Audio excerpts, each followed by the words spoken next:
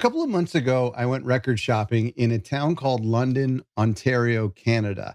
Now, raise your hand if that sounds familiar and if you know why. That's because that was the first city, the first gig where Phil Collins was the frontman for Genesis. It's one of those things we don't have. I think we have photos, we don't have audio that we know of or video that we know of.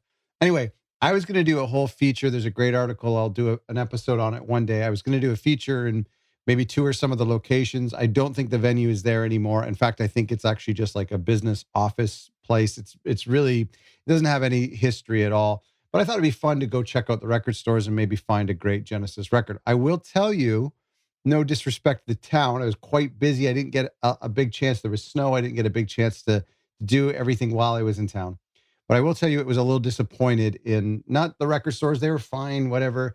Okay. But in my discovery. Now, at the very end, I did Let's find a cool do record store and I found some at pretty cool the things. Not my greatest start of the discoveries, title but that's marker. the, 3, the charm 2, of 1. going to record stores is some days you find incredible things when you weren't expecting it. And sometimes when you go on these big trips to these new towns to explore these new stores, you have high expectations and you come away with nothing too great. Anyway, let me show you what I found and where I visited, and then I'll show you the actual records that I took home.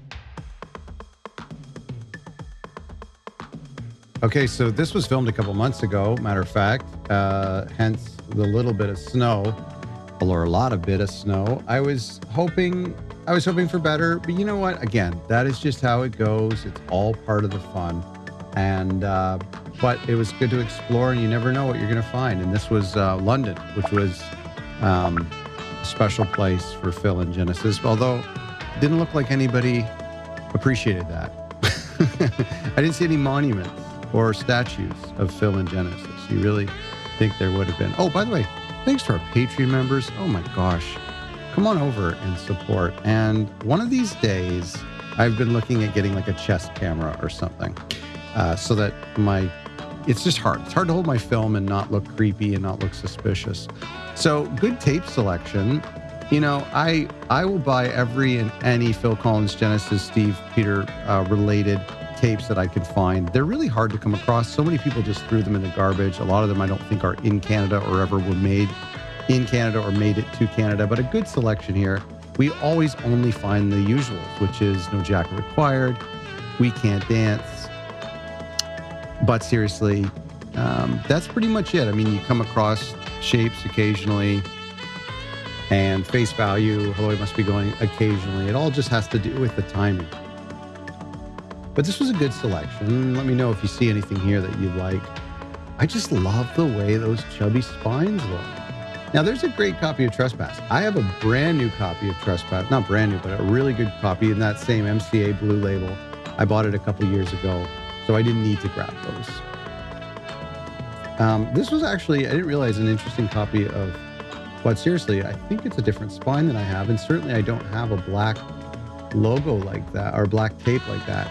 Same with this, but both sides, and I actually ended up grabbing this because my both sides was a little sus, and this was in really good condition, and a black tape, my version's a clear tape. So this was in an excellent condition, and it's nice to have a backup. Now we head over to the Genesis records, and I found this, and I want you to let me know if you've seen anything like this before.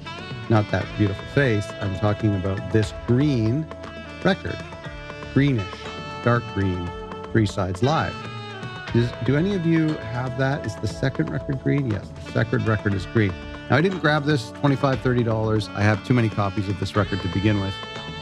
But I thought that was interesting. I did not know that existed. Please let me know if you knew that existed. I didn't know that. That's pretty cool. Some other Genesis stuff. Can't get rid of Spot the Pigeon, man. I just can't get away from it. And blue, too. I can see them everywhere. That was probably a new copy.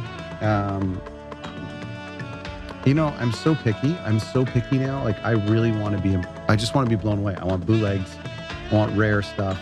So seeing like these classic records just disappoints me, which is sad.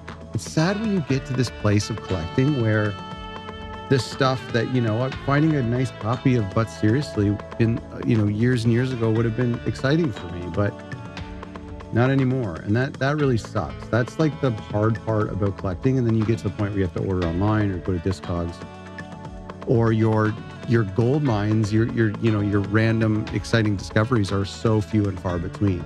You can count them on one hand in a year, how many discoveries in the wild you have. But I guess that's the reason why we do it, right? That's the reason why I keep going to these record stores in hopes of finding something crazy. I have an incredible story to tell you guys in a future video. Here's some Genesis CDs. I always check, even though I don't have a working CD player. I hadn't seen The Last Domino on CD. That's pretty cool. But it's great to see that these are always available if you ever need them. The Love Songs comp is really good. All right, back out to the snow. This is another record store. Sorry for the wobble. This was another record store that turned out to be more of a video game store. The Google was misleading, but they did have a couple of CDs. There was no vinyl, no cassettes, just a couple of CDs, including Trespass. And I think there was, that's it. Bye. Okay, what else do we got?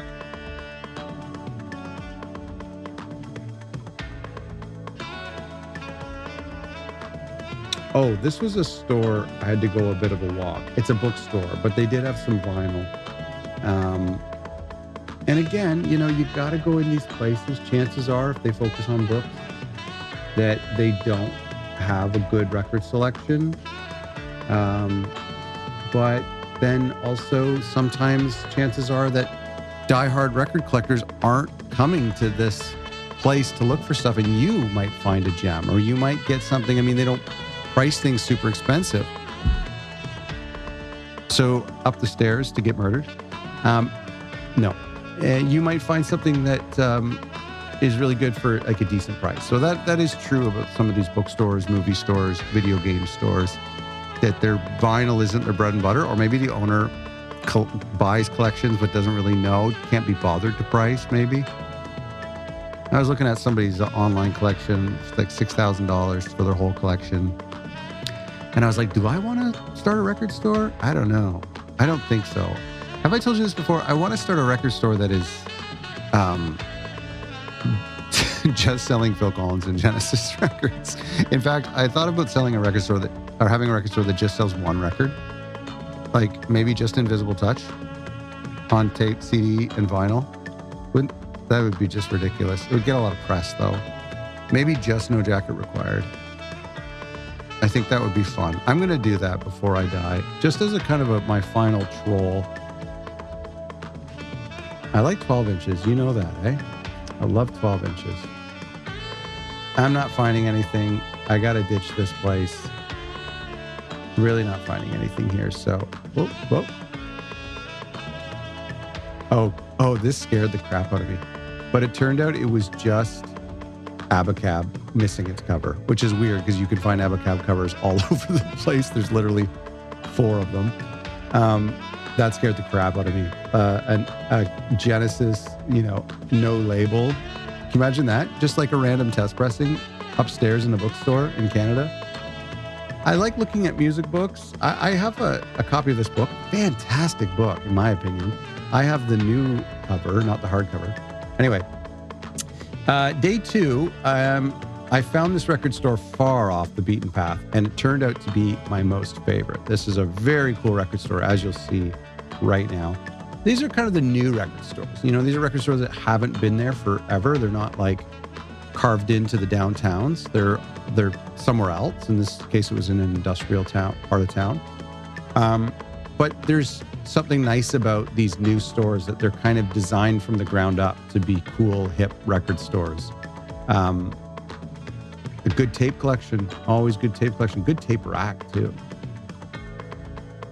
I'll let you take a peek here. I try to move slow so that you guys can see if there's anything you like. Some of you out there who watch are absolute weirdos, and you buy records that aren't just Phil and Genesis stuff. And I don't get that. I don't understand you folks, that you listen to other bands. I feel like that's cheating. It's like cheating on your wife. I don't get it. I just, I'm kidding. I'm half kidding. I'm half kidding because half of my record collection is non-Genesis Phil Collins stuff. People always ask in the comments, what else do I listen to? Well, a lot of jazz, a lot of new age, some folk, Americana, some 2000s pop and rock from my childhood, from my youth. I do like a lot. I've been collecting a lot of jazz and a lot of new age, that kind of weird stuff, you know. But I don't talk about that because I don't really care about it as much. Oh, that's not the 75th. Look at the logos that they put on here. I have that. Nice to see that out in the wild. I have that. Don't care to ever see that. 3 Sides Live. I can't always help myself from checking which version that is. Then we got some of the usual suspects. Steve Hackett. And there's another Steve Hackett, I believe, in here. Voyage of the Acolyte. Everyone's like, Scott, you need that in your collection. So I grabbed it. Rock Roots, which I believe is just Genesis to Revelation again.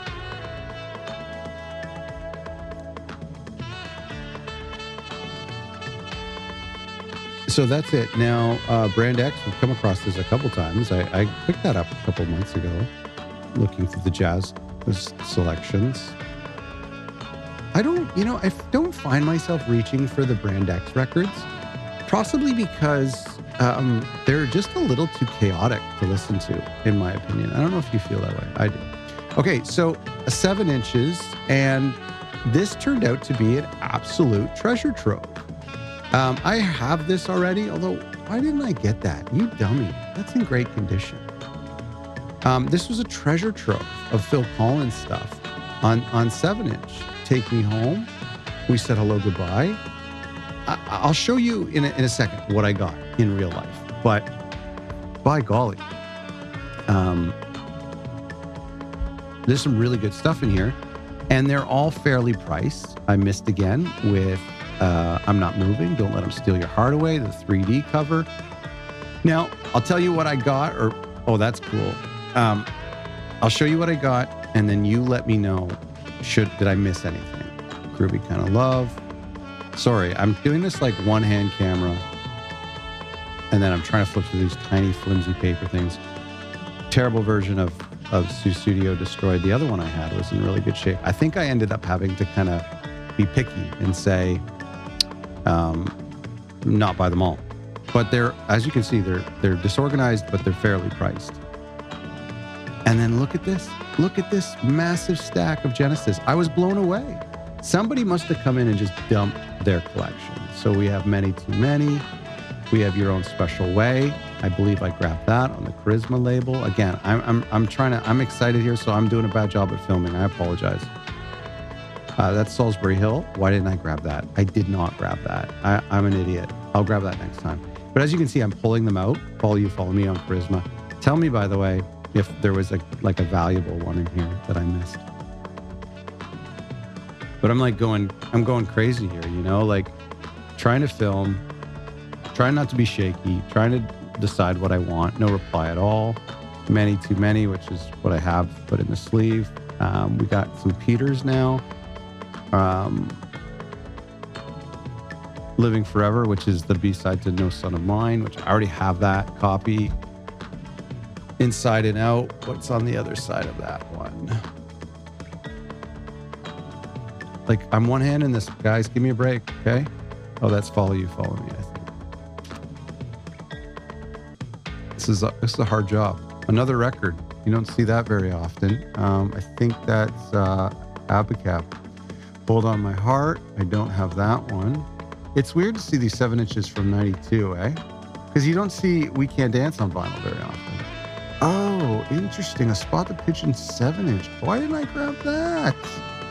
I'm just, honestly, guys, I'm watching for this for the first time. And tonight, I don't have this.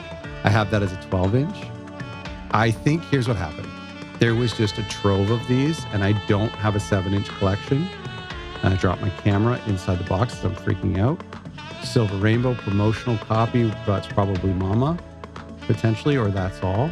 That's All in a package. Seriously, I'm looking at this for the first time, and I just went downstairs to see what I had, and I actually, now I'm looking and going, there is things I should have picked up at the time. Keep It Dark, I have that one as a 12-inch.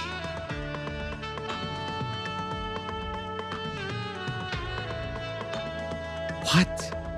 Scott, you didn't get You Might Recall? Peter Gabriel, Kate Bush. Scott, why didn't you get You Might Recall?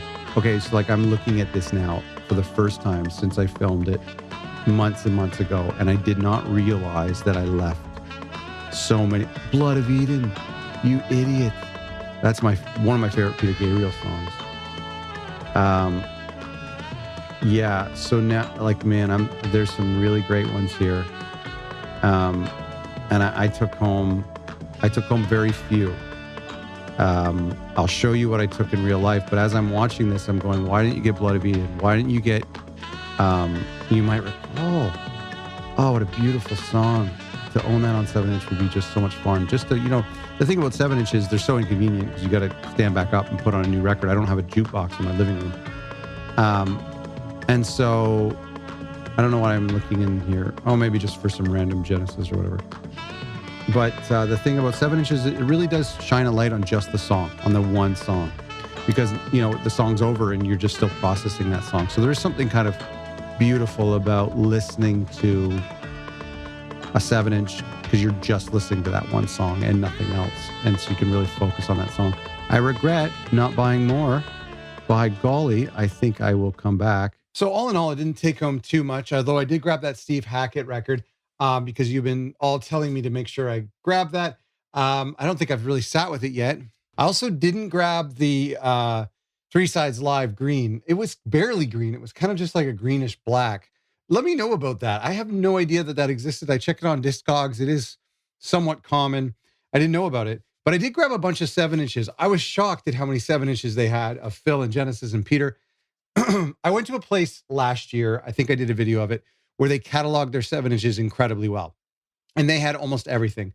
However, they were very expensive. These were like grab bins. These were all like $1, $2. So like for like $10 or $15, I could grab like a bunch of cool ones. Now, let me know if I missed anything rare in that 7-inch bin. I don't collect 7-inches, but I do now. I didn't originally. I just don't like that they're not uniform. Like some are in bags, some are in paper, some have these like cooler covers.